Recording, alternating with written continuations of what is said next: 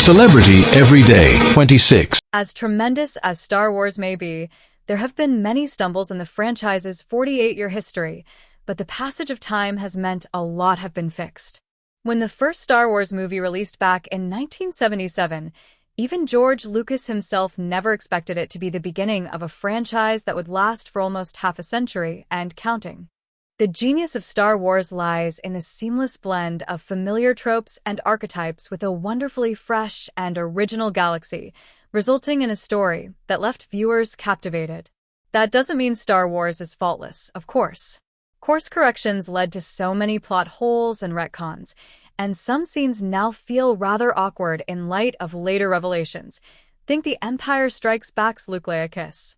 Because Lucas tapped into popular culture of the time, both with the original trilogy and the prequels, some story elements haven't dated well. There were even story mistakes, with later revisions added to try to fix them. Here are the biggest mistakes and missteps that have been fixed by the franchise since its launch in 1977. Let's start with one of the most controversial moments in Return of the Jedi, Slave Leia. In this scene, Carrie Fisher's Princess Leia is held prisoner by Jabba the Hutt. He reduces the strong and confident rebel leader to a sex symbol, chained to his side, and even gives her a grotesque lick. George Lucas wanted to tap into popular fantasy tropes, pointing to fantasy artist Frank Frazetta as inspiration. Associated with covers for the Conan the Barbarian books, Frazetta's art featured women as either skimpily clad damsels to be rescued or seductresses who had to be vanquished. To be fair to Lucas, the plot of Return of the Jedi subverts this trope.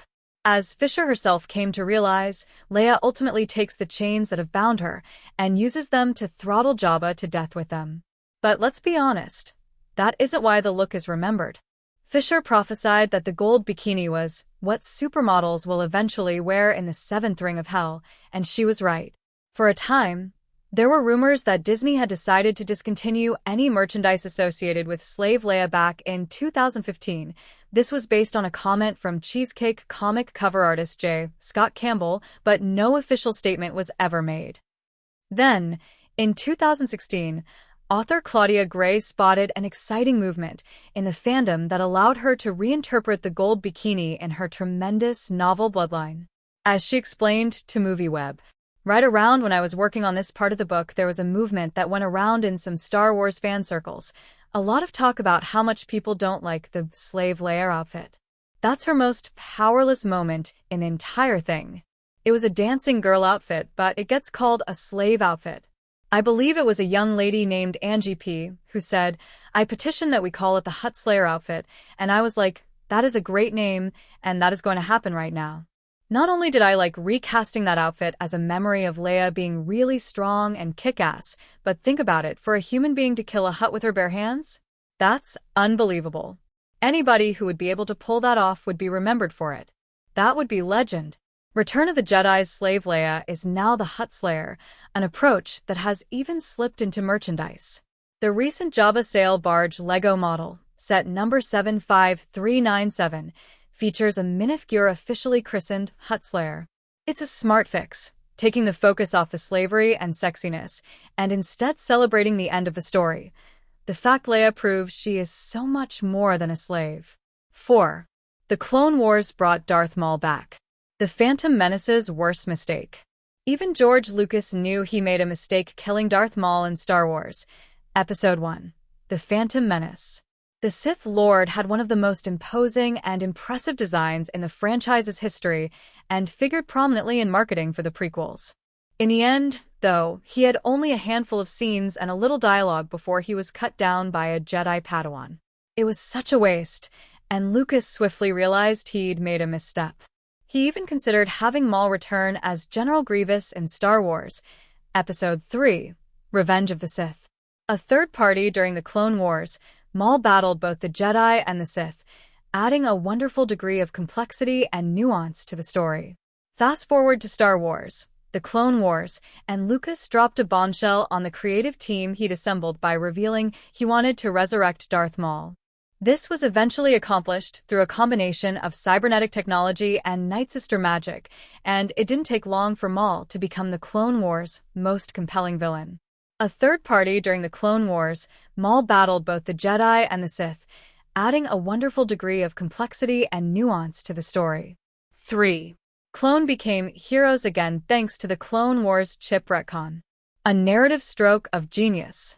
The clones debuted in Star Wars Episode 2, Attack of the Clones, and the movie wasn't exactly subtle about setting them up as proto-stormtroopers.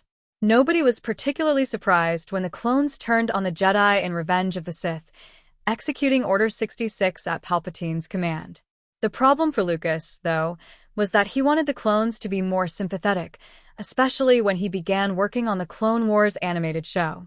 Lucasfilm settled on an incredibly smart fix, with the TV show revealing the clones had been implanted with inhibitor chips that were activated when Palpatine uttered those fateful words. As soon as the Sith Lord spoke, they were effectively reduced to slaves, and they gunned down the Jedi ruthlessly. Their lack of free will meant Order 66 was a tragedy for the clones as well as the Jedi, and viewers could root for the clones without any dissonance. This retcon also improves one of Revenge of the Sith's darkest scenes. Anakin Skywalker is shown leading clone troopers as they march on the Jedi Temple on Coruscant, and now that scene underlines how far he has fallen. The former slave boy is leading an army of slaves.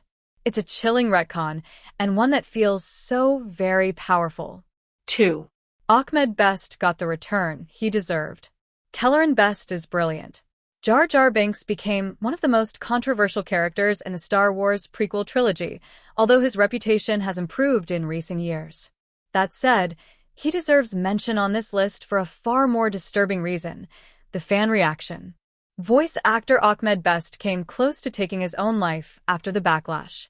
Fast forward to The Mandalorian Season 3, though, and Best got his chance to return in spectacular form.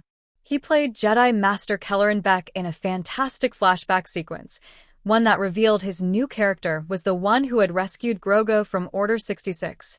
Best had previously played the role in a, likely non-canon, YouTube game series, but now Kelleran was officially part of the wider franchise, and he's since been name-dropped in novels as well. Best admitted the decision to return was a difficult one. As he explained to StarWars.com, "Honestly, I had to think about it. I've been in the Star Wars world for such a long time, and my story is such a roller coaster ride of emotions. So coming back to Star Wars wasn't an easy decision for me. It wasn't something I could have immediately said yes to. I did have to marinate over it for a bit." Celebrity Every Day 26.